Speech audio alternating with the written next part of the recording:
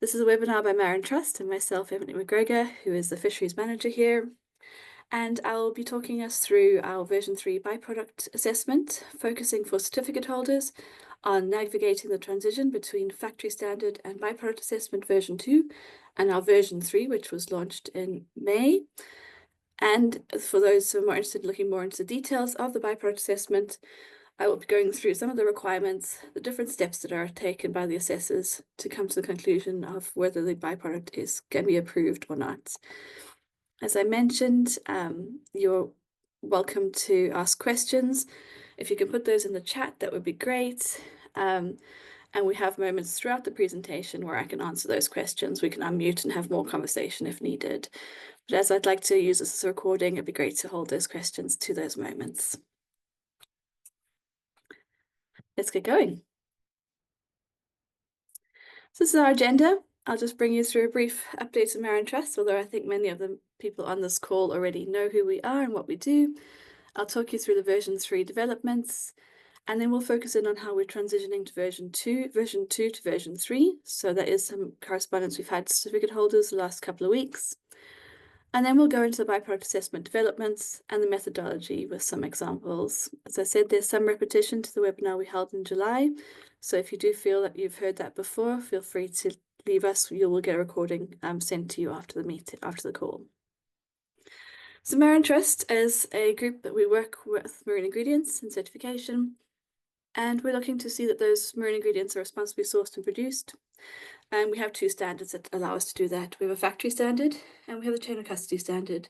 We also work to make sure that the supply of raw materials into marine ingredients are continually improving, and we do that through the MarinTrust Improver program. So we are steadily growing. We have 175 certified factories and 110 certified chain of custody sites in place, as well as 7 accepted fishery improvement programs under the Improver program. MarinTrust, as we set a standard for marine ingredients to be responsibly sourced, responsibly produced, and responsibly traced. We are constantly looking to improve, and we do this through updates to our standard. Version 3 was launched in October and effective from the 1st of May 2024, so we've had some time to get used to it. We've also taken our time to develop it. And the goals of Factory Standard version 3 were to look at increasing the accessibility of the responsibly sourced raw materials that produce and the responsibly produced marine ingredients. We wanted to encourage the use of byproducts, and that's why you're here today, to learn how we're looking at improving both the accessibility and the use of byproducts through our assessment process. We also have been progressing other areas of our standard, including the environmental and social aspects, both on the fishery vessel as well as at the factory level. And all throughout the standard, and including our new byproduct assessment criteria, we are including that laying the foundations to fully traceable marine ingredients, both through the standardization of data and for requesting that particular data sets to come into the production units. The development of the standard was certainly not done alone. It was not done by MarinTrust in any isolation. We spent a long time working on that, both with stakeholders and with the government's committee members, who are incredibly representative of the marine ingredient sector and the wider context within which we operate. We did pilots, self-assessment, workshops, events, public consultation was done throughout, and building a robust assessment process and certification process was top of our mind when developing the revised standard version 3. We don't stop once the standard's released. That's kind of the beginning of a next stage of work. And we've been working hard since October last year and through into May, and continuing with training up to today, and developing tools and resources that support those who are applying or are already certified again to the MarinTrust standard to be prepared for the transition. One thing we've done is we've created a new online portal for application and scope extension recertifications. This takes us away from using Excel forms and email. We've had great success with that rollout so far, and we've been continually improving based on feedback we've received on that online application form. But that should make it much more effective and efficient for you to be able to apply and manage your certification throughout the time.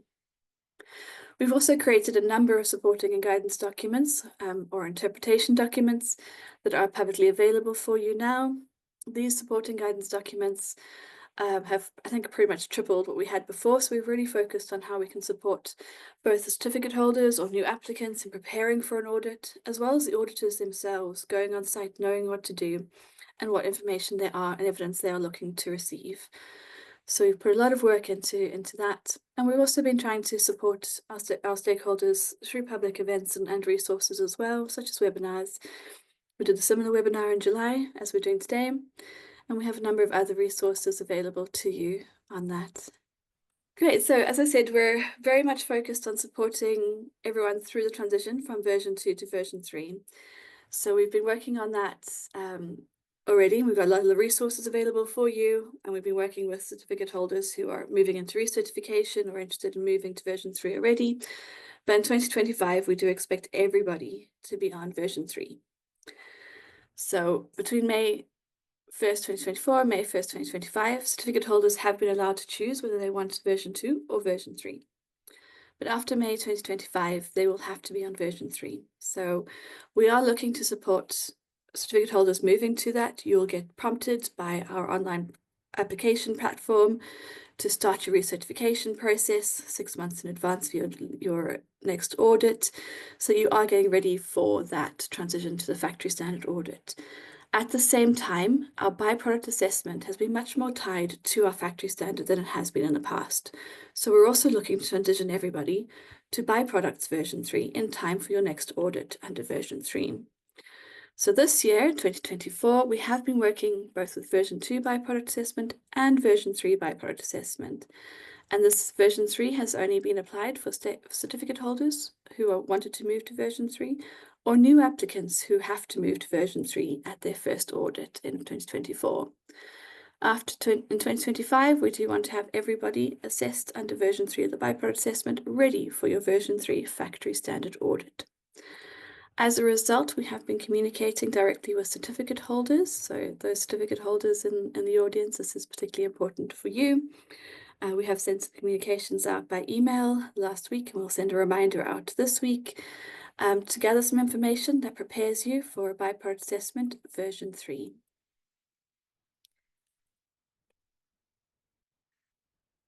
In 2025, so as I said, 2025, all byproducts will be required to be reassessed against version 3 byproduct assessments. So we need a reassessment, we need an initial assessment of all your byproducts under your scope of your certification. So as I said, we've emailed the certificate holders to request the wild capture byproduct sourcing information. This includes completing a simple online form that lists your byproduct species that you are sourcing from and the flag state. That flag state is the country or the state that the vessel that supplies that byproduct is registered to. That means that vessel has to behave to all the rules associated with that flag state. If they do have a chain of custody certification for MSC, Marine Stewardship Council, we've also asked for that information because we have some allowances for sourcing from a certified fishery that is recognized under the MarinTrust program. We've asked this information is completed for every factory that is certified, and we have a deadline of the 8th of November to have that completed. This data request, this information request is not required if a factory does not source byproducts in their MarinTrust certification scope, or they source aquaculture byproducts. Aquaculture byproducts are automatically approved without an assessment at this point in time. So why we asked for this information, it really is to support us in transitioning you across to the new byproduct assessment. We wanted to reduce duplication of assessments. We didn't want version 2 and version 3 to be running in parallel. That has both just sort of additional administrative and time costs, but also potentially additional cost as well if we're doing duplication assessment in the same year for you. So what we are doing here is we're asking for the byproduct information and flag state information. We haven't previously been requesting that very consistently, so we wanted an opportunity to verify that information again, make sure that it is true to the point in time that you are at this point in time, rather than 3 or 4 years ago when it was maybe initially assessed, requested. And it allows us to make sure that we're covering the full scope of what you need for 2025 as part of the MarinTrust annual assessment allocation procedure. So once we have the information from a certificate holder with the byproduct species and the flag states listed, we will allocate an assessment to the certification body. It's important to remember MarinTrust is a third-party system.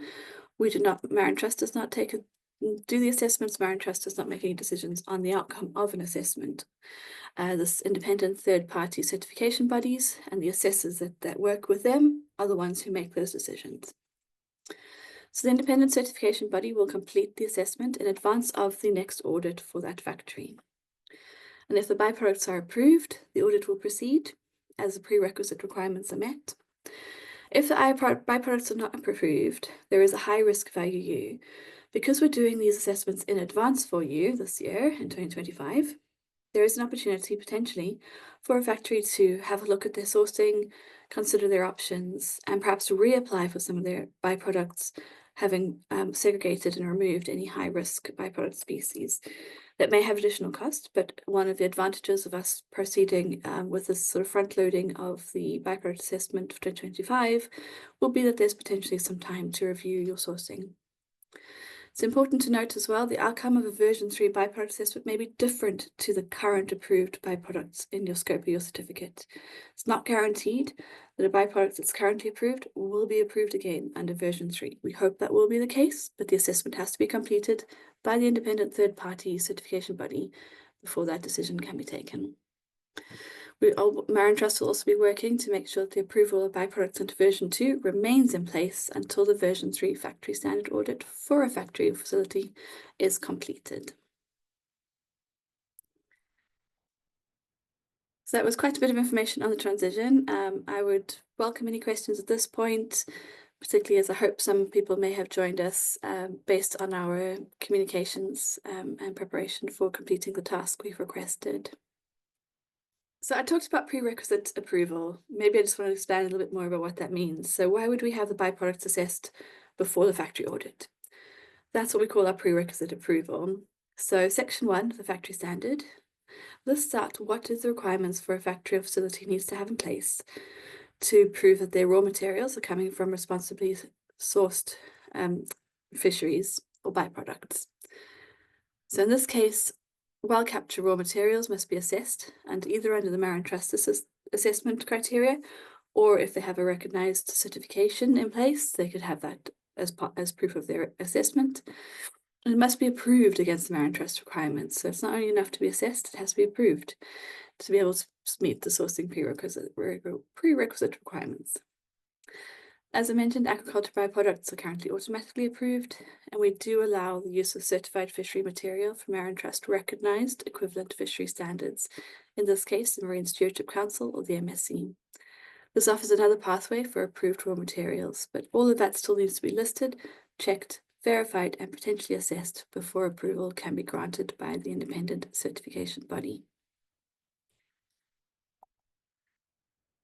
It's important for MarinTrust, as we mentioned in version 3, to be looking at enabling more byproducts to be sourced for marine ingredients and those to be audited and more fish to be third-party assessed.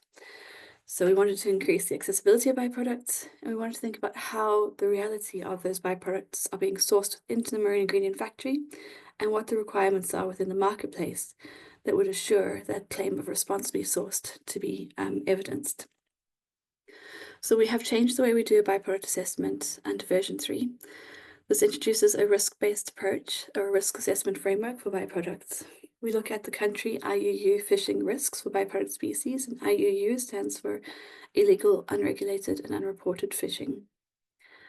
We've added a series of steps, 3 steps process that checks IUU fishing index indicators, ensures there's no endangered species within the sourcing of byproducts, and if necessary, we'll check some elements of the source fishery itself to make sure that the management system is acceptable to make some of the claims that we are wanting to make.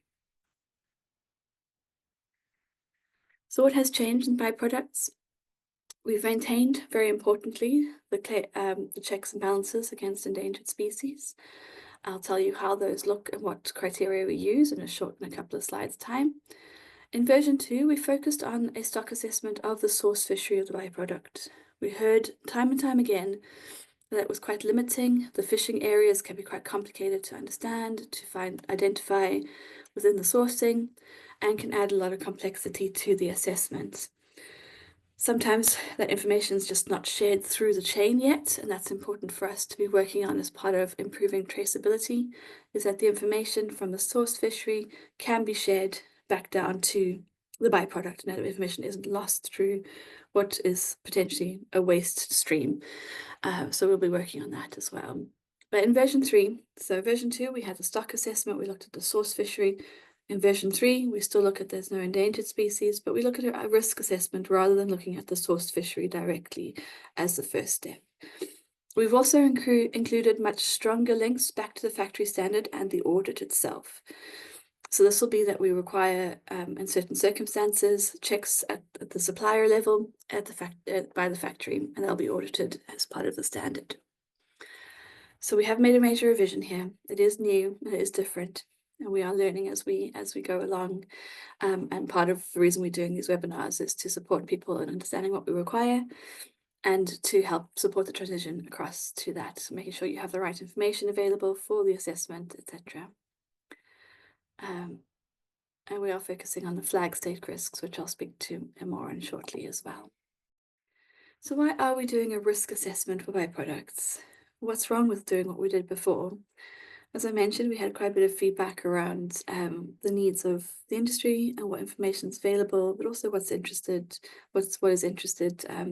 in terms of what is looking at risk and due diligence areas. So when we're looking at risk assessments, it's a toolkit, it's not on its own, and it is a toolkit within the due diligence space. A risk assessment can provide an indication of risk. It doesn't give you a black and white yes or no, but it's a starting point, and it's a very, very helpful starting point. We use a number of different risks. Measures and indicators can be used in a risk assessment, depending on what is relevant. And there are a lot of different assessment methodologies available as well. But many of these have used common indicators, and that's what MarinTrust is focused on in the development of the byproduct assessment. So what common indicators that are widely acceptable, widely used, could we also apply here? And it isn't just the assessment on its own, it's the audit and it's maintaining certification that in combination can mitigate and manage potential risk of IUU byproduct sourcing in the marine ingredient supply chain.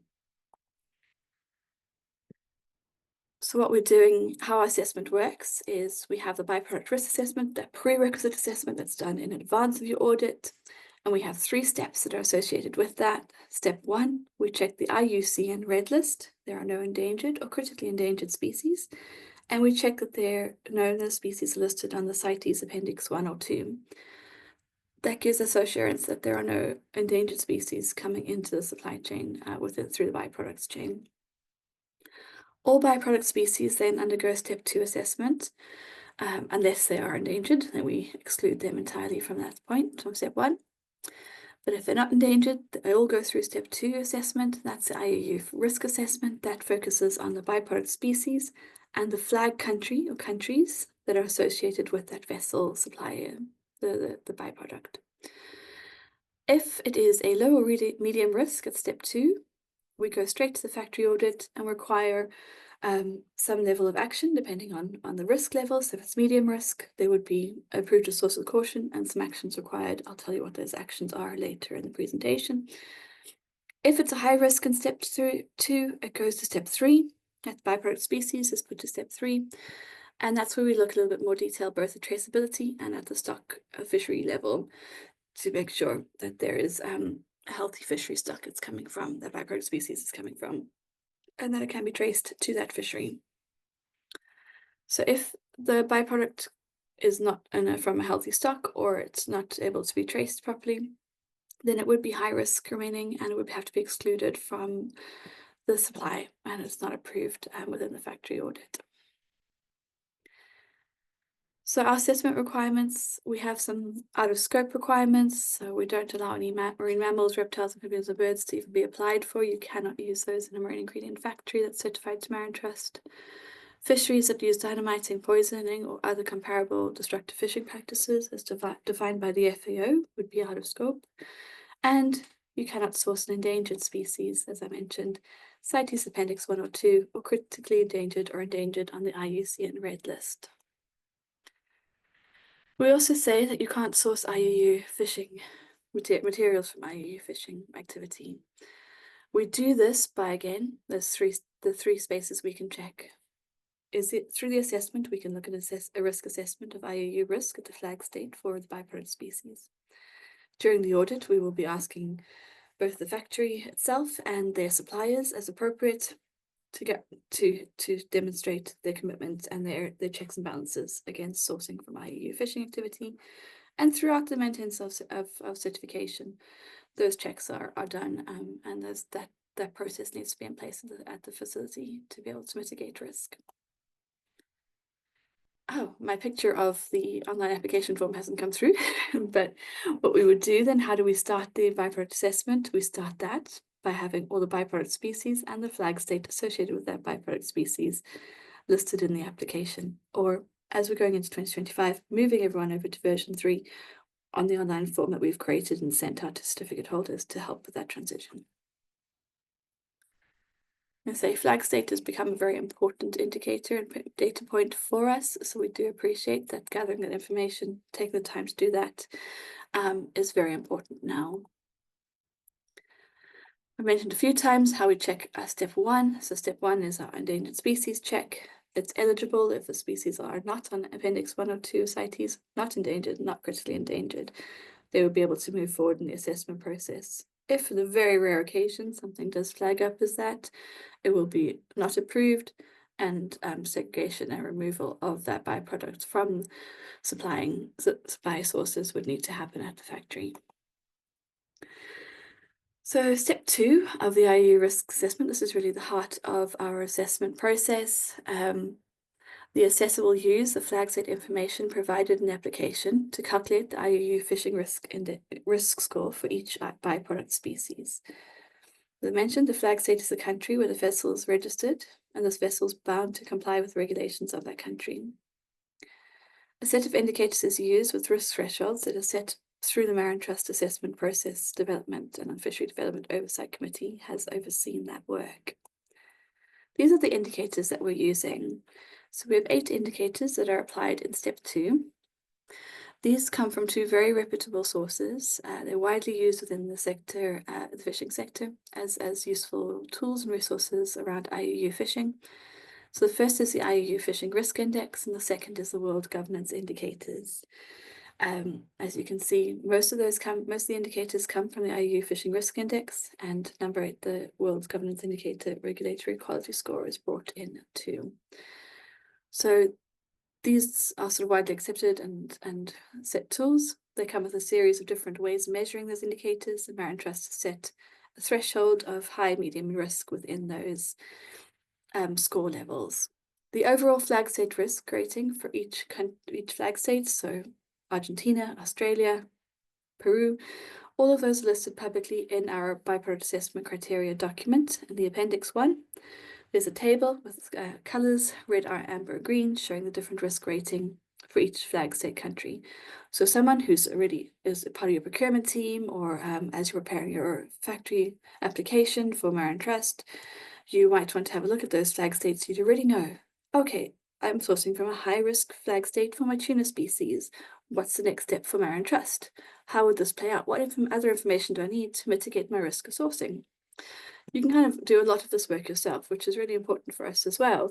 We want to empower due diligence. We want to empower facilities to not have surprises during a MarinTrust assessment.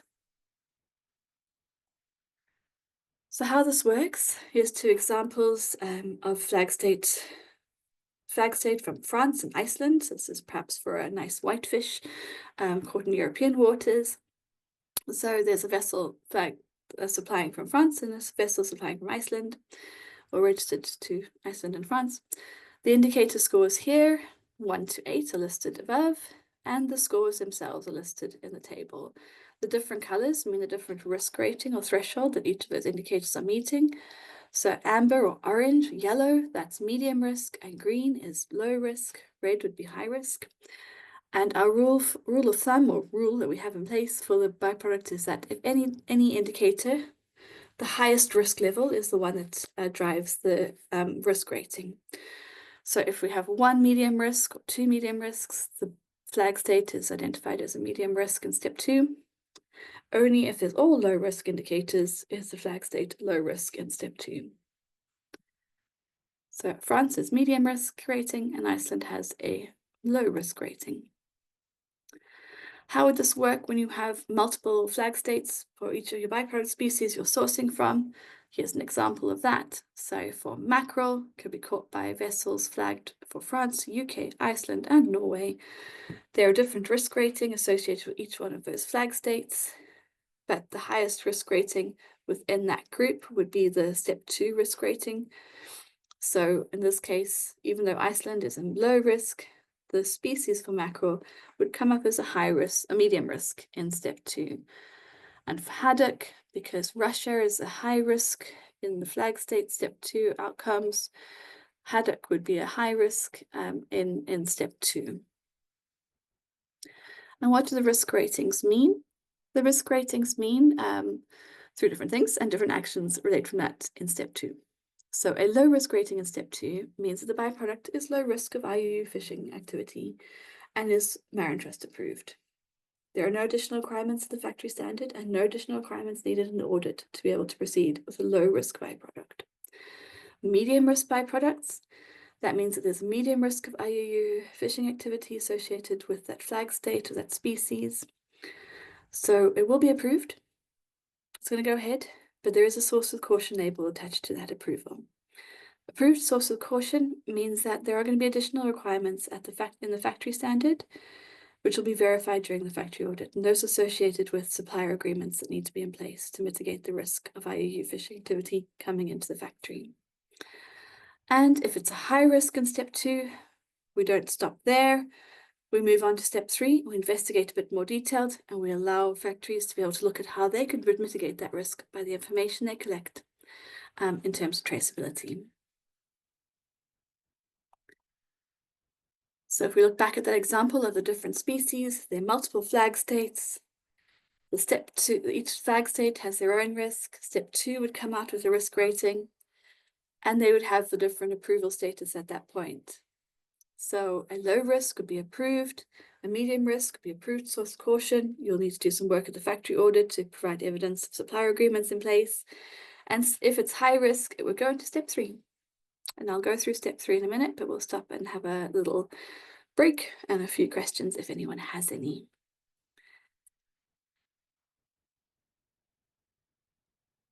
Emily, there's one in the chat about from Thelma about byproducts and MSC. Great, thank you, Thelma. Yes, you've asked, our byproduct supplier has an MSC certificate. Are they approved? So what we would need for you for byproducts is we do need an MSC chain of custody certificate for the marine ingredient factory. Then they would be approved automatically. Unfortunately, because of the complexity of MSC fisheries assessments and certification, we can't do a verification for byproducts based only on the fact they come from an MSC certified fishery. So we rely on having an MSC chain of custody certificate for the marine ingredient factory to be able to provide that evidence that this is from an MSC certified fishery. If that's in place, then yes, we would accept that MSC chain of custody and the species that are from an MSC certified fishery as MarinTrust approved, and that wouldn't need an assessment like I've been going through here.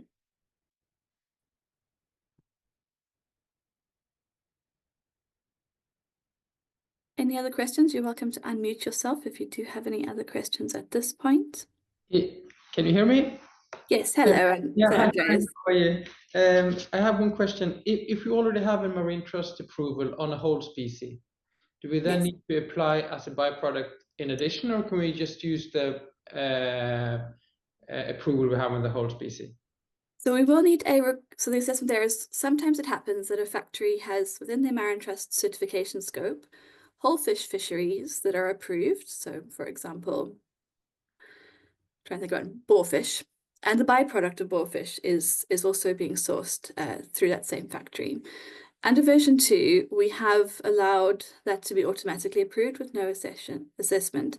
Under version 3, we will require an assessment for that byproduct that is part of the whole fish fishery under your scope, but We will not require it to go through to step 3. So if it is coming from a potentially high-risk flag country or flag state, that byproduct species, we do have allowance to stop at step 2 and identify that as and downgrade the risk to medium risk. So we are reducing the work needed to check that byproduct, but we will still want to just run through the process from step 1 and step 2 for that byproduct species.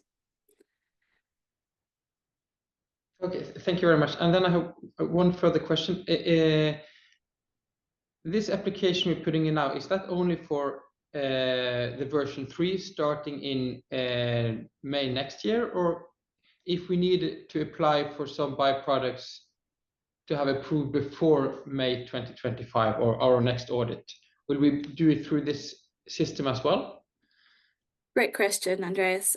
So the data request MarinTrust has emailed our certificate holders now is for preparing for your version 3 audit. Mm-hmm. If you're staying on version 2 for another 6 to 8 months, then a version 2 assessment will need to be done on anything you want to bring in under your version 2 certificate. But as you get to your version 3 audit, we want to have the byproducts under version 3 ready for you, so we're not delaying your assessment or your audit timing. Byproduct assessments could take a month, could take a bit longer, depending on how much quick you can get the information to the assessor. So we were trying to sort of front load that in preparation for your version 3. So the answer there is it depends on whether you're currently on version 2 and you want that part of your current certificate scope, or if you're preparing for your version 3 factory standard audit and you want to have a few more species come in under that system. Because we're going to have a few more species in, and I'm now sitting with 999 Vada, and they will have their next audit in March. So then, if I understand you correct, if we want to have any other byproducts before March 2025, then we will need to apply for that through the old version 2 system, correct? Yes, that's correct. Okay, thank you very much. Yeah, because we're still in that transition phase at the moment. So thanks for that question. If we want to chat any more, Andreas, I think we're speaking next week too. Yeah, okay, thank you very much. Thank you. Bye. Good, and I see a question in the chat here from Johan as well about who determines the flag state risk. So the flag state risk is identified as part of the assessment criteria. So it is laid out as part of the assessment documentation that has been designed through the multi-stakeholder group, the Marin Governance Group, the Fisheries Development Oversight Committee, alongside consultation. We've put this out to public consultation. We've had feedback from various stakeholders. But who does the assessment is the independent certification body. So they will be looking at that flag state risk and pulling out the information required to make that decision for that particular factory assessment.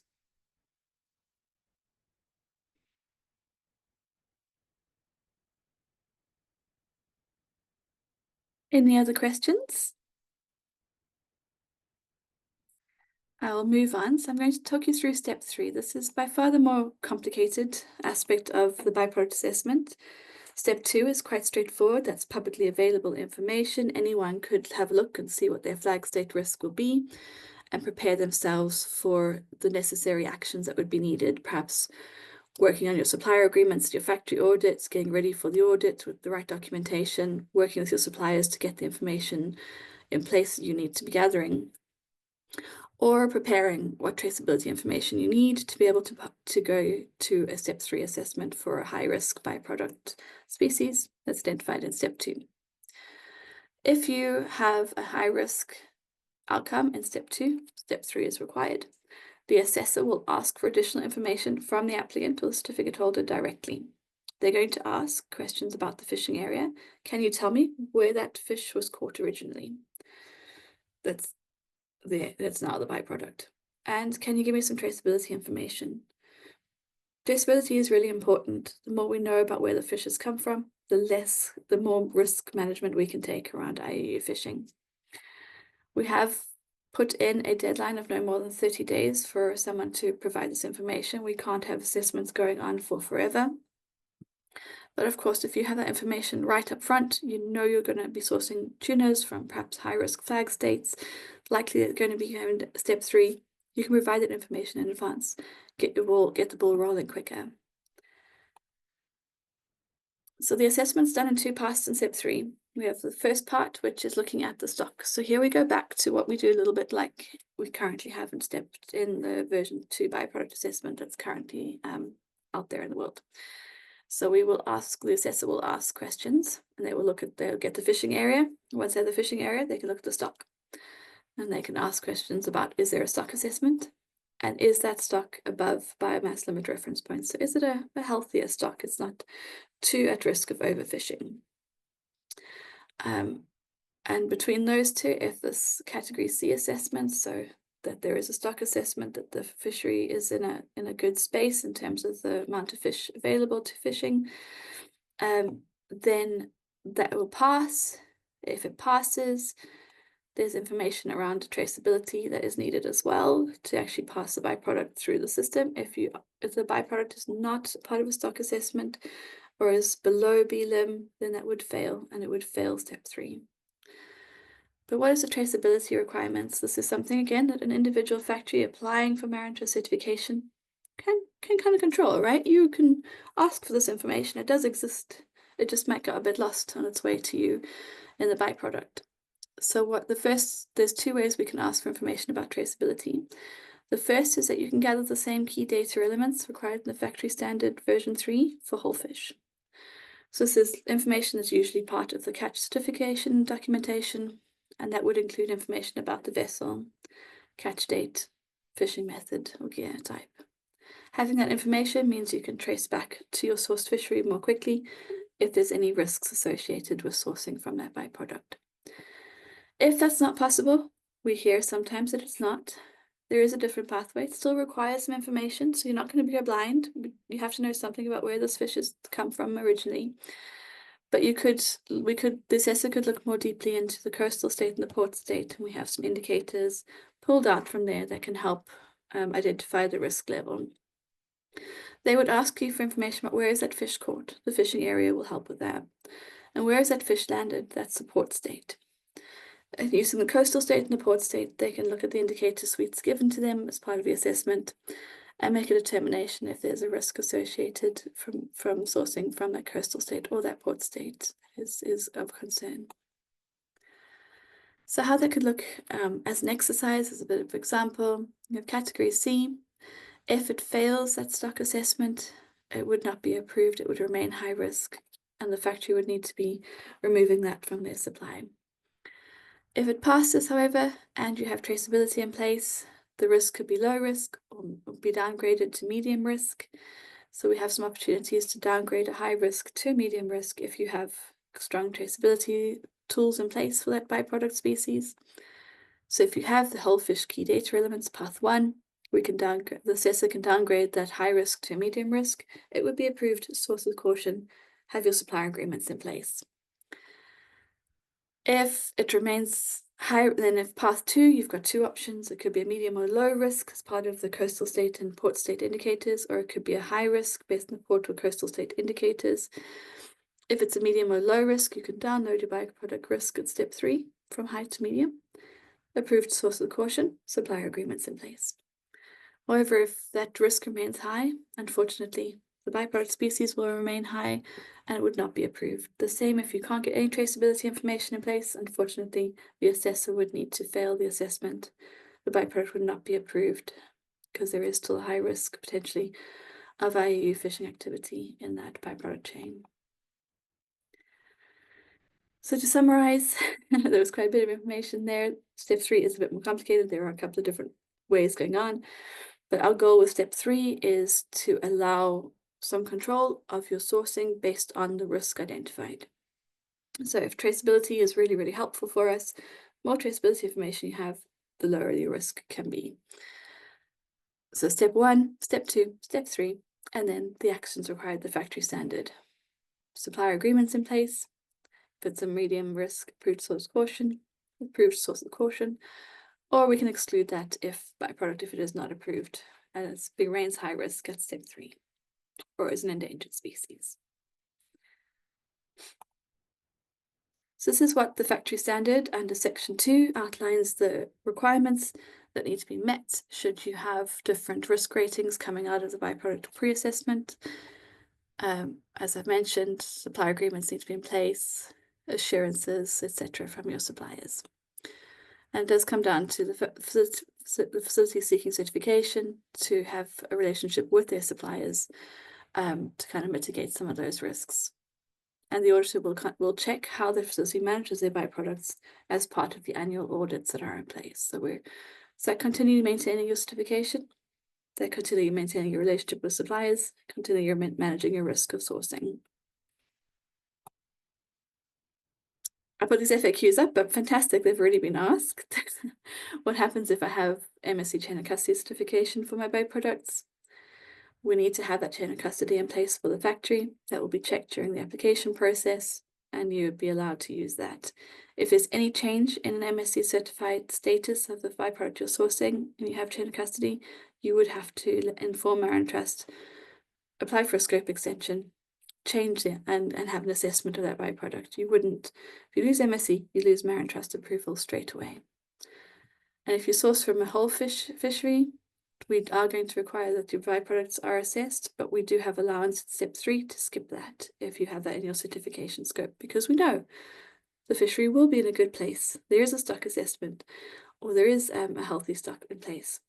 And we do know that you have traceability because you have to comply with the MarinTrust factory standard whole fish key data elements requirements. So we'll be allow you to skip that step 3 aspect.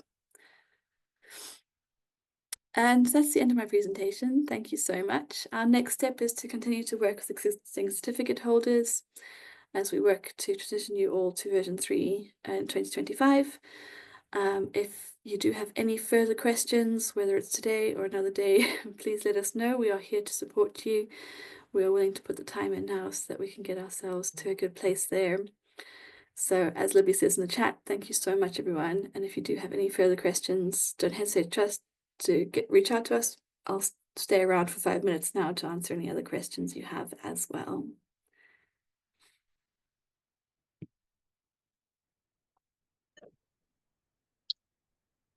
Hi, Emily. Hello, Ahmed. Hi, how are you? Can you hear me? I can, yes, hi. Thank you. I'm doing good, thank you. So, first of all, thank you for all provided information you have provided so far. So we really appreciate the clarification about byproduct assessment. I do have 2 questions related to the certification cycle in case of transition between version 2 and version 3. So let's imagine the situation about a company an applicant who performed the audit before May 2025, a certification audit for version 2, and then next surveillance audit will be definitely on version 3, since it will be after May 2025. So my question is, this need to be done through a scope extension to move from version 2 to version 3? This is question number 1. Question number 2, whether the applicant will continue on the same certification cycle, means this will be surveillance audit, but they're gonna move to version 3, or they need to repeat the cycle, since they will have a new certificate stating that they are certified on version 3. Thank you.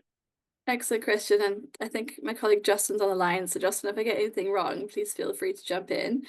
My understanding is that version 3 factory audit will be a new cycle, so it will be initial.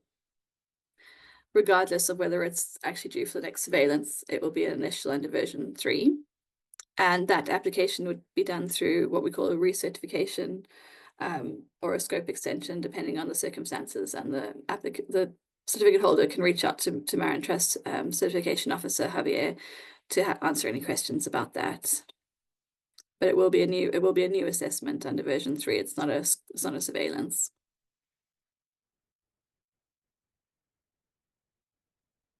Okay, thank you. Thank you so much. Hi, I have one question, please, Libby. Yes, sure. Go ahead, Andres. Yeah, regarding a cost for application, I presume that's informed in when you go in, the cost for applying for the different byproducts. Yes, MarinTrust will be announcing the 2025 fee structure shortly. But what we are doing as well is thinking about transitioning everyone from version 2 to version 3 byproducts. We don't want to charge you twice next year. So that's also why we're doing this extra work to support you on transitioning and making sure that version 2 is applicable until your version 3 audit. But now, I mean, we have now until the 8th of November to add in the new species for version 3. But do we know the cost setup if you're adding many more species than we already have in?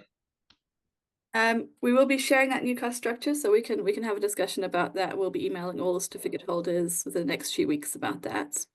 Okay. Yeah, and then are there any difference in cost if you go for step 1 to step 3 approval?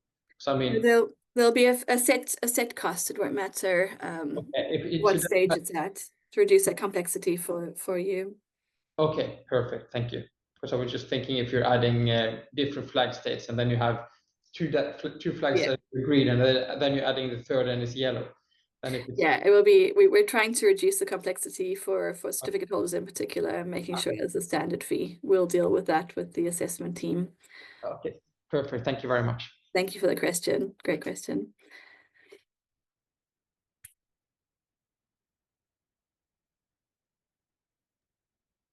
Again. Hello. Hi. Sorry, I have another question. So just, when you're talking about vessel flags, so do you mean the vessel flag or the country flag? Because sometimes we can have foreign vessels catching in another country.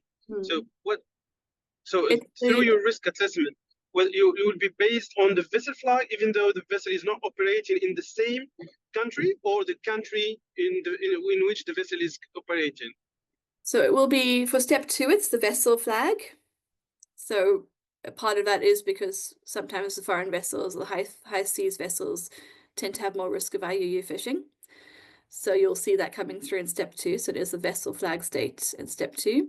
And then step 3, we do start looking more at the country level again, because we are asking about what's happening at the fishing area and the coastal state. But the data we require in the application process at that first point is the vessel flag. Hope that's all right. Okay, so it's going to be a mystery. In step 3, yes, there's a bit more about which fishing areas and stuff are included in that. Yeah, that information will be requested later on in the assessment process, should it be a high risk flag state, vessel flag states identified in step 2. Okay, thank you. Thank you. All right, I think we might have run out of questions. So I'll say thank you so much, but I've put a link to our resources page, transition page, and there's also a page for version 3, which has all of the guidance documents, etc., available to you as well. And again, welcome any questions. You can email standards@marintrust.com or fisheries@marintrust.com, and we'll be able to answer those questions as they come up. If you are interested in having some additional resources, we are looking to build out tools as well. So if you think something will be helpful for your colleagues or for within your supply chain, please let us know. We can look at working on those. So thank you again for joining us. Really appreciate your time and interest in MarinTrust version 3 byproducts.